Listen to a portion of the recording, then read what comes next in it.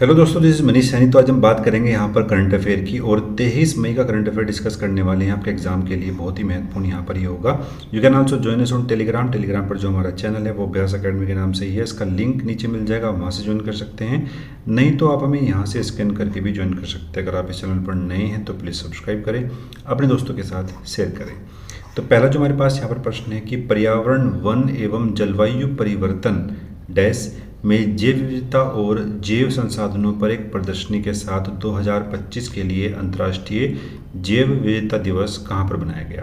तो ये बनाया गया कहाँ पर? उदयपुर में। उदयपुर राजस्थान में ये जैव विविधता दिवस यहाँ पर बनाया गया। एग्जाम के लिए बहुत ही महत्वपूर्ण है। और 22 मई, ठीक है, एग्जाम के लिए ये फैक्ट भी यहाँ पर महत्वपूर्ण है। कई बार पहले भी आ चुका है कि अंतर्राष्ट्रीय जैव विविधता दिवस कब बनाया जाता है। तो 22 मई में ये दिवस यहाँ पर मनाया जाता है।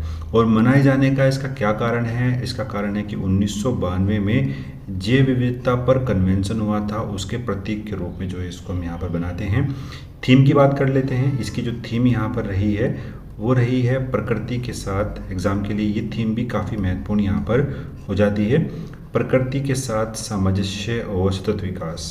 तो ये यहाँ पर इसकी थीम रही है, सामंजस्य और सतत विकास। तो ये एग्ज़ाम के लिए काफ़ी महत्वपूर्ण है। 1992 में जो है इसे लगातार अब जो है हम ये दिवस बना रहे हैं 22 मई को। एग्ज़ाम के लिए काफ़ी महत्वपूर्ण फैक्ट है। यहाँ पर बात करते हैं जो भारतीय दर्शन से भी प्रेरित यहाँ पर ये रहा है, प्रकृति संरक्षित रक्षिता। ठीक है, यानी प्रकृति उन लोगों की रक्षा करती है जो इसकी रक्षा यहाँ पर करते हैं। इस थीम के साथ जो है ये यहाँ पर दिवस मनाया गया है उदयपुर राजस्थान में।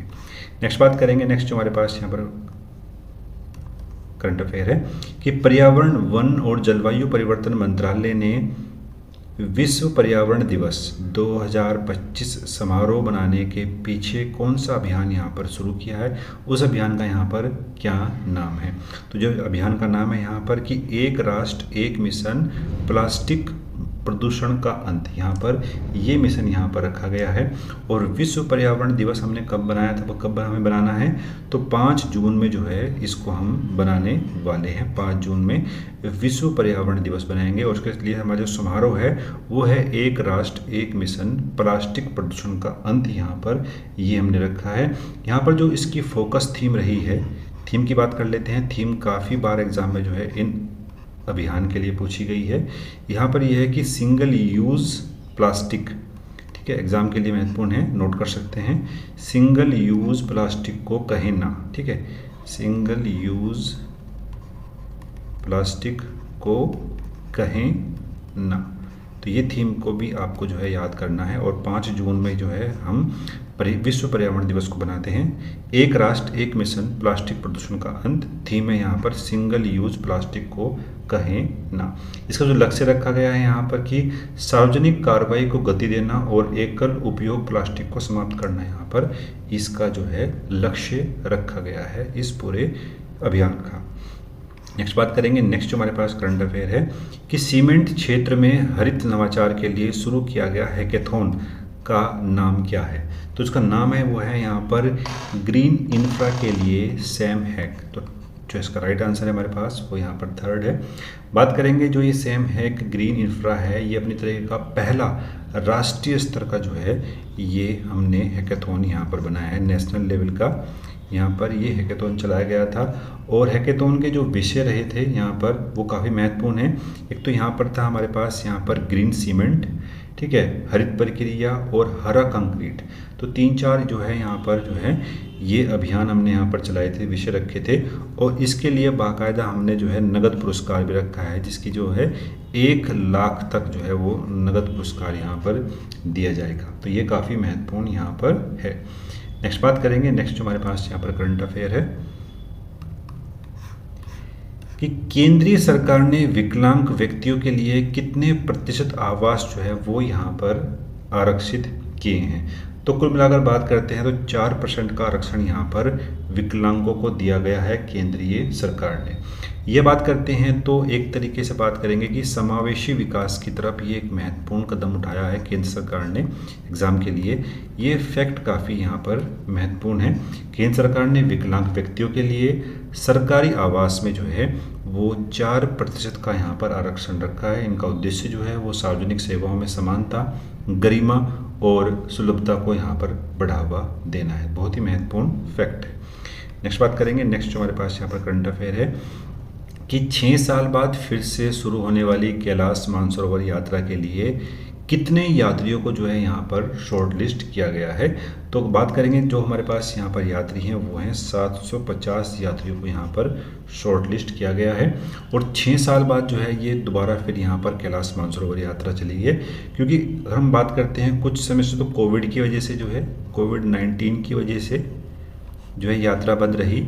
और फिर इंडिया और चाइना, ठीक है, इंडिया और चाइना के बीच जो सैनिक गतिरोध हुआ था, इन 2 कारणों की वजह से पिछले 6 साल से जो है ये मानसरोवर कैलाश मानसरोवर यात्रा नहीं हो रही थी। तो अब इसका यहाँ पर आयोजन किया जा रहा है।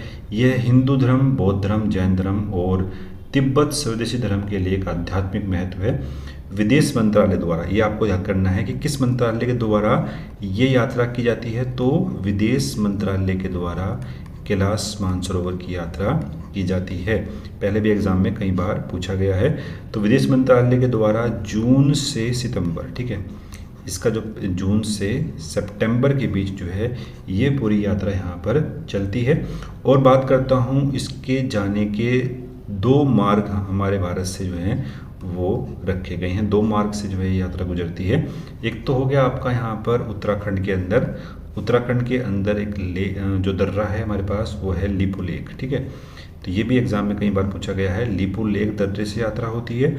और दूसरा जो है हमारे पास है सिक्किम का।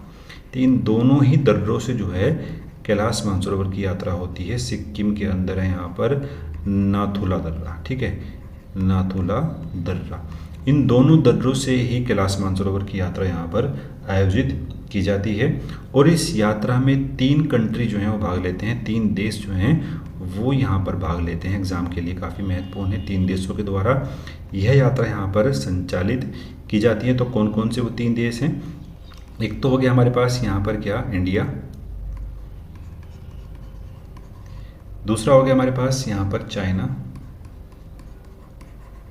और एक हो गया हमारे पास यहाँ पर नेपाल, ठीक है। तो इन 3 देशों के द्वारा ही यह यात्रा यहाँ पर आयोजित की जाती है। और यह जो है वो वैध जो पासपोर्ट हैं और पात्र नागरिकों के लिए ही यहाँ पर ये यात्रा हर वर्ष जो है वो अब खोली जाने की संभावनाएं इसकी हैं।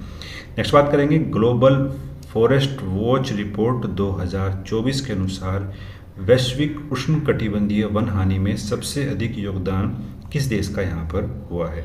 तो बात करेंगे सबसे अधिक जो वनों में हानि हुई है वो इस बार हुई है यहाँ पर ब्राज़ील में, ठीक है। ब्राज़ील में इस बार हमें यहाँ पर हानि देखने को मिली है। और वहीं बात करते हैं हम ग्लोबल फॉरेस्ट वॉच रिपोर्ट के अनुसार जो भारत है, भारत में इस बार जो है प्राथमिक वनों को हमने खोया है। उनका जो एरिया है वो है यहाँ पर 18,200 हेक्टेयर, ठीक है। एक एग्जाम के लिए प्रश्न यहाँ पर से बनने की संभावनाएं हमें दिखाई पड़ती है। 18,200 हेक्टेयर जो है वनों को हमने 2024 में यहाँ पर भारत ने खोया है। और सबसे अधिक जो खोया है वो किसने, यहाँ पर ब्राज़ील ने खोया है, ठीक है। पिछले वर्ष की तुलना में अगर हम बात करते हैं तो ये आंकड़ा लगभग पूरा जो है वो 2 गुना हमें दिखाई पड़ता है। इसके 2-3 कारण हैं। पिछले साल 2024 में पूरे विश्व में ही, पूरे भारत में भी और विश्व में भी वन अग्नि जो है वो अधिक देखने को मिली है, ठीक है। वन अग्नि अधिक देखने को मिली है, जिससे सबसे अधिक कारण जो है वन अग्नि का ही है।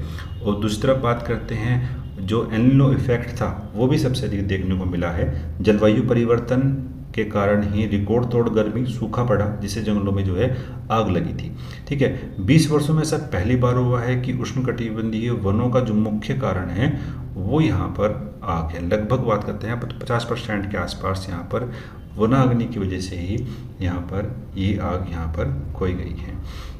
भारत में कुल आवरण की बात करते हैं तो 6.9 की यहाँ पर हमें कमी देखने को मिली है, जो संरक्षण में यहाँ पर प्रगति को दर्शाता है, ठीक है, एग्जाम के लिए काफ़ी महत्वपूर्ण था। हालांकि भारत में अगर बात करते हैं, आर्द्र प्राथमिक वन है जो उनकी हानि 2024 में 5.9% यहाँ पर बढ़ जाएगी, तो ये काफ़ी महत्वपूर्ण था। सबसे अधिक जो प्रभावित भारतीय राज्य हैं उनकी बात कर लेते हैं, तो असम सबसे अधिक प्रभावित रहा है इस पूरे आंकड़े में, असम।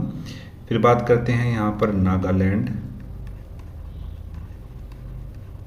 फिर बात करेंगे यहाँ पर मिजोरम। तो ये आंकड़ा भी आपके लिए काफ़ी महत्वपूर्ण यहाँ पर है, और इनमें जो है स्थानांतरित कृषि और लकड़ी कटाई के कारणों को हमने यहाँ पर देखा है। ठीक है, एग्जाम के लिए काफ़ी महत्वपूर्ण था।